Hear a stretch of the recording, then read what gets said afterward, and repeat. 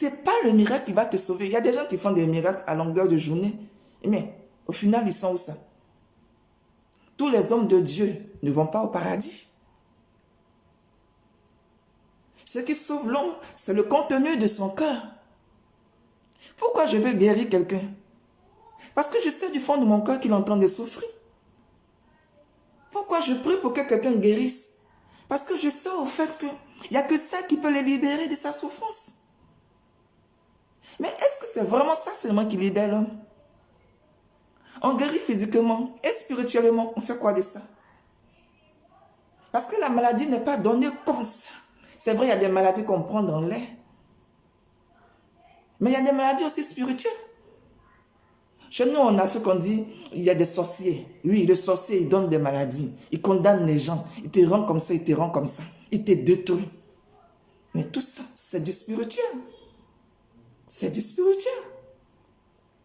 On ne doit pas simplement se protéger physiquement, moralement, mais aussi spirituellement.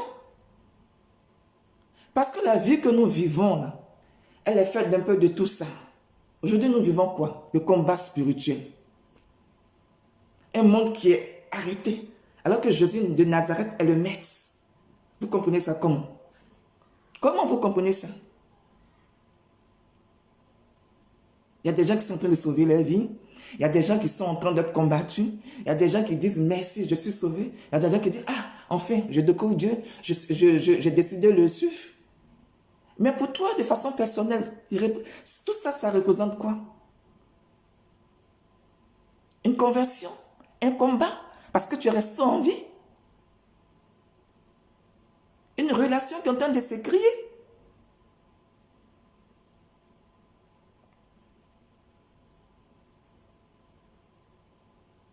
Peuple de Dieu. On dit il y a des fous de Dieu. Il y a des fous de Dieu, donc il y a des fous de trois dieux, le Père, le Fils et le Saint-Esprit. Oui, il y a des fous. Il y a des personnes qui appartiennent à ce monde-là. Ces trois personnes-là, ces trois dieux-là. Il y a des gens qui se lèvent et puis ils déclarent. Au nom de Jésus-Christ de Nazareth, je suis en bonne santé, je vais demeurer en bonne santé. Est-ce parce qu'il a la puissance? Je dis non. Il développe sa foi. Il sera en bonne santé si effectivement il a la foi. Même malgré qu'il a la foi, il peut chuter, il peut être malade. Mais la foi ici, ça va servir à quoi? On regardait un peu sur Facebook, j'ai vu un pasteur qui témoignait au fait de, comment on appelle ça? Un pasteur, je dis, oui, un pasteur qui est connu, mais qui a eu le coronavirus. Et avec sa femme en plus. Dans sa maladie, à l'hôpital, il priait, il priait. Je pense qu'il était surpris d'abord d'être malade. Parce qu'il se disait quoi? Je suis un enfant de Dieu. Mais un enfant de Dieu, ça ne traverse pas le désert. Ça ne porte pas sa croix. Un enfant de Dieu, ça fait quoi? Un enfant de Dieu, ce n'est pas que de la bénédiction. Un enfant de Dieu, ça continue de combattre. Parce que tant qu'il y a le péché, tu vas combattre. Tant qu'il y a des non-croyants, tu vas combattre. Tant que tu as envie, tu vas combattre. Oui. On ne te donne pas une grâce, une bénédiction juste pour te faire plaisir. Juste pour frapper dans la poitrine qui dit au fait que je suis enfant de Dieu. Mais l'enfant de Dieu, c'est quoi? C'est dans l'expérience. C'est dans sa vie quotidienne. C'est ce qu'il apporte à autrui. Oui. Le plus souvent, on se dit quoi? Je vais prier pour toi. Mais si tu pries pour quelqu'un qui ne sait pas au fait qu'il doit croire qu'il va guérir, en ce moment, tu as fait quoi? Explique-lui d'abord ce que tu es en train de faire, ton déroulement, et pourquoi il va guérir, et comment il va guérir. Est-ce qu'il va guérir parce que toi, tu as prié pour lui? Moi, je dis non. Il ne guérit pas parce que tu as prié pour lui. Mais il guérit parce qu'il a accepté dans le spirituel. Jésus de Nazareth, il a accepté de guérir. Donc, en un mot, il a guéri physiquement, moralement, spirituellement. Parce qu'il a compris au fait qu'est-ce que c'est que la résurrection. On dit il n'y a que Jésus seulement qui a ressuscité. Non. La résurrection, elle va sur plusieurs formes. Il y a plusieurs définitions. Quelqu'un qui sort du coma, il revient à la vie, il est ressuscité, ok. Mais quelqu'un qui quitte l'enfer, il revient, il est aussi ressuscité. Quelqu'un qui sort dans un monde de péché, qui décide de changer de vie, il est ressuscité. La résurrection, c'est le changement. Le changement, la manière de voir les choses, une nouvelle conception. Mais elle est accompagnée de quoi? D'une réalité, qui est la purification du cœur. Parce qu'on va dire, j'ai changé de vie, je suis converti. Mais la relation avec Dieu, c'est lui qui ouvre les portes. C'est lui qui prend qui il veut. C'est lui qui sait qui est prêt. On n'a pas de relation au hasard. On dit le plus souvent, Dieu dit, je vous connaissais depuis dans le sein de votre mère. C'est-à-dire, avant même que tu ne sois créé, il te connaissait. Donc, s'il te connaissait, pourquoi il t'a laissé au fait dans le péché? Chaque chose a son temps. Si tu te lèves avant l'heure, mais on va te chuter. Si tu te lèves après l'heure, ce n'est plus l'heure. Si tu te lèves à l'heure, la vraie heure, genre à la bonne heure, tu vas rester debout. Tu vas rester debout. Un homme de Dieu n'a pas le temps de se plaindre. Il n'a même pas le temps de penser s'il va partir en prison, s'il va partir en enfer, s'il va tomber dans un puits, s'il va tomber mal. Il n'a pas le temps de ça. Parce que tout ça, il a dépassé ça.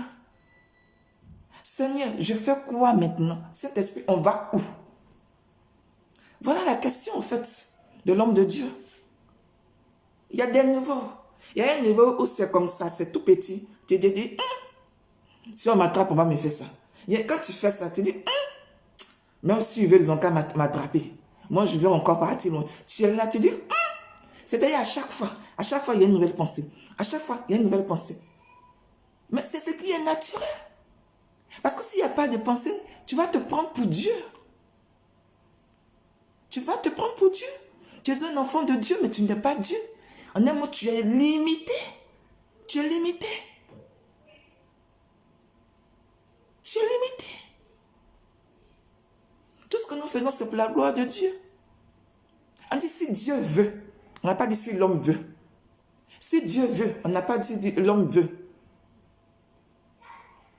On dit je te bénis au nom de Jésus de Nazareth. Je te bénis au nom de Jésus de Nazareth.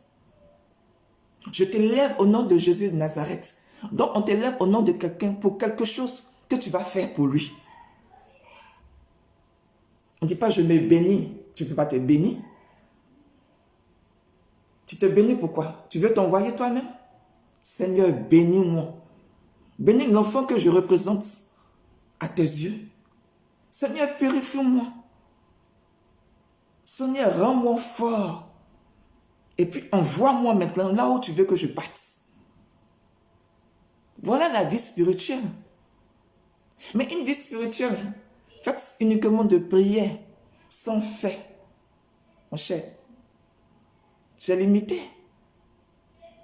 Parce que tu sais toujours, tu veux rester dans la bénédiction, la bénédiction, la bénédiction. Le jour de le diable, là, il te fait tomber. Tu vas dire quoi? Tu vas perdre ta foi. Tu vas te poser la question si Jésus était avec moi. Tout simplement parce que tu as cru au fait que le Dieu que tu avais, c'est un Dieu de bénédiction. Tu n'as jamais cru que le Dieu que tu avais, c'était un Dieu qui formait. Tu n'as jamais compris que le Dieu que tu as, parce que tu avais dans le passé, le Dieu que tu avais, tu as et tu continues d'avoir. C'est un Dieu de force. C'est un Dieu qui forme. C'est un Dieu qui agit là où l'homme ne peut pas agir. Oui, c'est ça le combat spirituel. Seigneur, fais de moi ce que tu veux. Seigneur, mets les mots dans ma bouche. Guide mon regard. Ouvre mes oreilles pour que je puisse faire ta volonté. Ce n'est plus, Seigneur, aie pitié de moi. Le Seigneur a déjà donné sa vie. Il t'a déjà sauvé. Tu as décidé de prendre un autre chemin. Donc, Seigneur, aie pitié de moi là. C'est pour demander quoi encore? Dis-moi, c'est pour demander quoi? Tu es tombé. Seigneur, je me relève à ton nom. Tu es tombé. Seigneur, je tends ma main, tends la main. Parce que ma main est tendue. Même si tu es dans l'eau, tu es en train de te noyer au fait.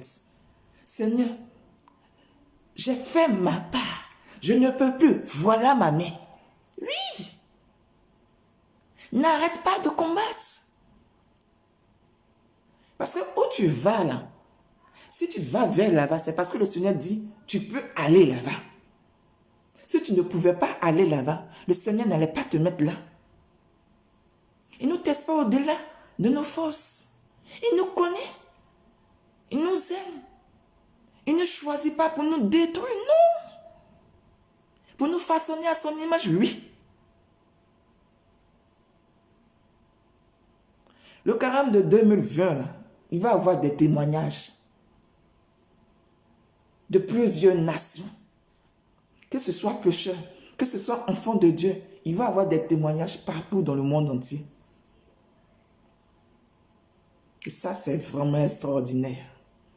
Ça prouve que Jésus est là, il est encore vivant. Ça prouve que l'enfant de Dieu ne rêvait pas. Ça prouve que la religion existe. Ça prouve que l'église de Dieu ne peut pas être détruite. Ça prouve encore que le diable, il perd son temps. Il perd son temps. Parce que le spirituel, ce n'est pas une histoire de pitié. Hein? Ce n'est pas une histoire de pitié. Jésus dit, si on te gifle sur la joue gauche, donne ta joue droite. Mais ça veut dire quoi?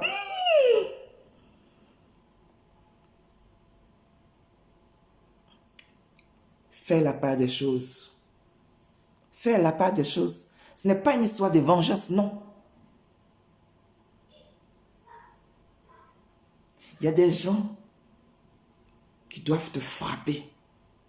Oui. Parce qu'en te frappant, là, tu comprends. Tu découvres. Tu vis une relation, un sentiment.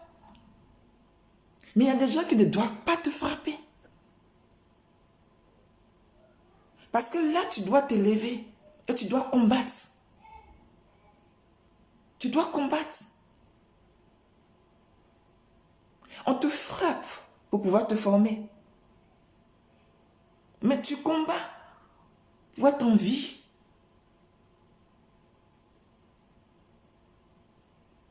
Ça ne veut pas dire qu'on doit frapper tous les jours, tout le temps. Un homme de Dieu doit se laisser frapper tout le temps, tout le temps.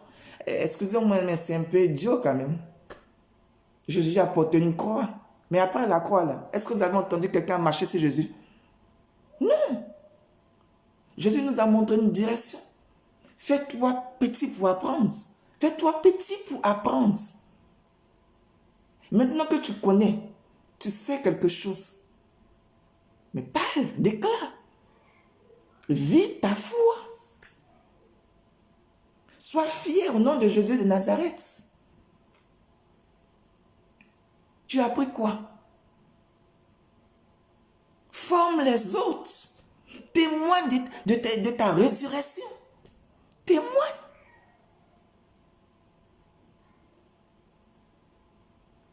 Il y a des gens qui ont faim, ils disent qu'ils portent leur croix. Il y a des gens qui n'ont rien à manger, ils disent qu'ils portent leur croix. Quelquefois, tu n'as rien à manger tout simplement parce que tu ne veux pas aller travailler. Tu n'as rien à manger parce qu'au fait, tu es fainéant. Tu veux t'asseoir dans un bureau alors que tu peux vendre, tu peux faire un petit commerce. Il y a la terre comme en Afrique, même pas en Afrique, partout dans le monde entier. Pardon, il y a le retour au fait à la terre. Tout est bon pour avoir de l'argent. Tant que c'est bon, enfin, c'est purifié, c'est pas du vol. C'est normal, ça peut être béni. Tant que le travail que tu fais là n'est pas pour détruire autrui, il n'y a pas de raison que Dieu ne bénisse pas ce travail-là. Mais tout travail mérite un salaire. Tu veux que l'homme prêche. Tu veux que les gens te donnent. Tu veux que les gens travaillent pour toi. Mais tu ne veux pas payer. Et pourtant, Jésus de Nazareth, il paye. Mais de quelle façon? Il te donne la grâce. Il te bénit. Il t'élève. Il dit, va, ma fille. Prospère. Fais-moi des convertis. Va. Rentre en enfer. Oui, dans le péché. Ressens-moi des convertis. Va là où il y a l'impureté. Ramène-moi des convertis.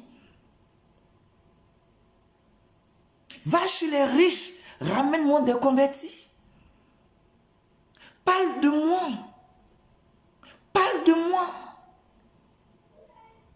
Mais en retour, il te donne quoi? Il te bénit. Il te donne des grâces.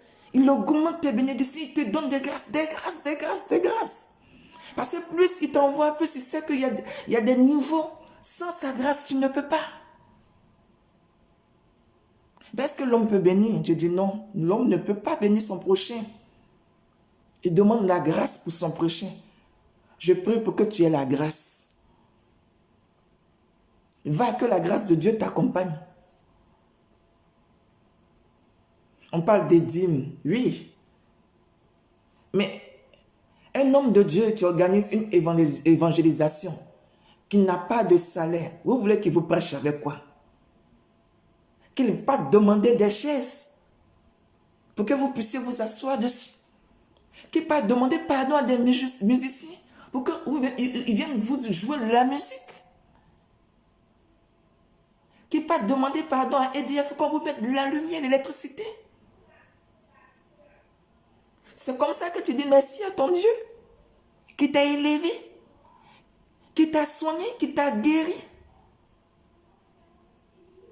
Pour lui dire merci, on doit sortir ce mot-là de ton cœur, de ta bouche, de ta pensée. Mais une église, ça ne se bâtit pas seule. Une église, ça ne se bâtit pas seule. De la même manière qu'une église ne se bâtit pas seule. C'est comme ça, au fait. La puissance du Saint-Esprit, ça ne peut pas agir en toi parce que tu le veux. La puissance agit en toi quand tu es prêt. Quand tu te sacrifies. Quand tu te purifies. Le Saint-Esprit dit, ah, voilà un corps pur. Maintenant, je peux fonctionner. Je peux m'introduire. Je peux la guider. Parce qu'elle pourra parler à mon nom. Oui, elle pourra parler à mon nom. Elle va se lever. Elle va parler à mon nom. Elle ne va pas s'arrêter parce qu'un humain l'a arrêtée. Elle ne va pas s'arrêter parce qu'elle a eu peur. Non. Elle va se soumettre à moi. Oui, moi, Saint-Esprit. Moi, la puissance. Moi, la mère. Elle va se soumettre à cette puissance-là. Qui peut être au-dessus du Saint-Esprit? Qui peut être au-dessus de la puissance spirituelle? Toi? Moi? Non, ce n'est pas possible. Moi, je dis, pour moi, ce n'est pas possible. Je sais quoi sans le Saint-Esprit? Zéro, rien. Avec la parole, oui. Je peux parler. Je vais avoir la bouche, la tchatche. Je vais connaître tous les versets de la Bible. Je vais prêcher, je vais faire des convertis. Mais si tu m'attaques, est-ce que je pourrais me défendre? Avec les paroles de la Bible, je vais prêcher. Mais si tu m'attaques, est-ce que je peux me défendre? Avec des mots de la Bible, sans une puissance, sans la foi. C'est trois dieux, trois personnes qui se complètent. La soumission, le Fils, la puissance, la mère, la parole. Un sans l'autre, ça ne fonctionne pas. Un sans l'autre, ça ne fonctionne pas. Un homme puissant, ça n'existe pas. Parce qu'au fait, de façon générale, la puissance, là, quand il dit, prenons par exemple un président le plus puissant, il va dire quoi? Je suis puissant pas parce que j'ai de l'argent. Je suis puissant parce que je suis entouré d'un groupe de personnes qui me fait, qui me complètent. On dit le corps du Christ. Saint Paul a dit, on se complète. Mais tu veux prendre la parole qui sort de la bouche de quelqu'un et tu ne veux pas que la personne travaille avec toi. Tu vas où là? tu te perds. Mais quand tu veux prendre la parole qui sort de ma bouche, elle est naturelle. Mais depuis que je suis avec vous, là, je pense, ça fait combien de temps? Vous avez vu un papier de ma main? Vous avez vu un papier de ma main? Ce que tu ne peux pas faire, l'autre peut le faire. Ce que tu n'as pas compris, l'autre peut t'expliquer. Ce que tu n'arrives pas à supporter, l'autre va supporter ça pour l'Église. Peuple de Dieu, c'est ça la résurrection. C'est ça la famille. C'est ça la famille. C'est ça la famille. Ne jouons pas avec Dieu. Ne jouons pas avec Dieu. Ne jouons pas avec le Saint-Esprit. Ni Jésus de Nazareth. On dit la Sainte Trinité, ça fait une seule personne. Parce que les trois, là, ils décident ensemble. Jésus, le Père, le Saint-Esprit, qui est la Vierge Marie. Parce qu'il faut que je précise. Le Saint-Esprit, c'est la Vierge Marie. La Vierge Marie, là, hein, il y en a deux. Il y a celle qui était sur la terre, qui a porté Jésus de Nazareth. Et puis il y a le Saint-Esprit qui utilise le corps de la Vierge Marie pour nous apparaître.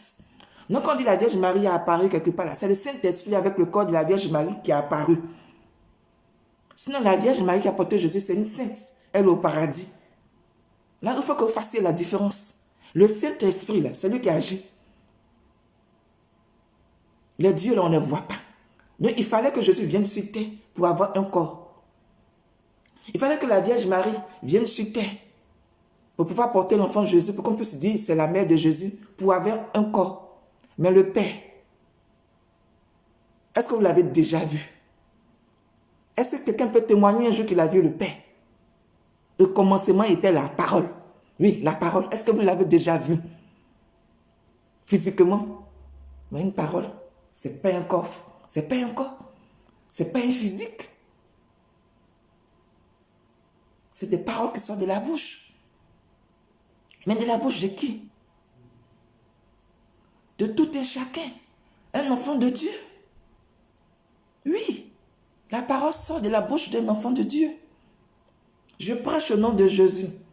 Il met les paroles de ma bouche et puis je prêche. Je prêche au nom de Dieu. Il met sa parole dans ma bouche et puis je prêche. Je suis puissant au nom du Saint-Esprit. Oui. On dit je suis puissant au nom du Saint-Esprit. On ne dit pas je prêche au nom du Saint-Esprit. Je suis puissante au nom du Saint-Esprit. Parce que c'est elle qui te donne la puissance. Je me soumets à l'enfant Jésus. Je me soumets à lui. Je veux le servir comme il a servi le Père. C'est ça. Je veux servir Jésus. Je me soumets à Jésus et pour servir le Père. La Vierge Marie, elle est là pour que les œuvres du Saint-Esprit, du Père soient encore accomplies. Donc tout ça là, ça revient au Père. Ça revient au Père. Le Père qui est le chef de famille. Ça revient au Père qui est le chef de famille. Je suis un enfant de Dieu. Oui. Je suis un enfant du Père. Je suis un enfant de la mère. Je suis le frère de Jésus de Nazareth. Mais pour moi, je suis l'enfant de Jésus de Nazareth et j'ai pour grand-père le Père. Parce que moi, mon petit Jésus, là, je l'aime trop. Le Père sait que je l'aime aussi. La mère sait que je l'aime aussi. Mais mon papa, là, c'est le petit Jésus. Oui, c'est le petit Jésus. Qui n'est plus un petit Jésus parce qu'il est grand. Peuple de Dieu, il est temps pour nous de partager. Si on veut que l'église de Dieu s'agrandisse, il faut qu'on se complète. Catholiques, musulmans, Assemblée de Dieu, témoins de Jéhovah, tout ça là, on a quelque chose à apprendre à travers quelqu'un.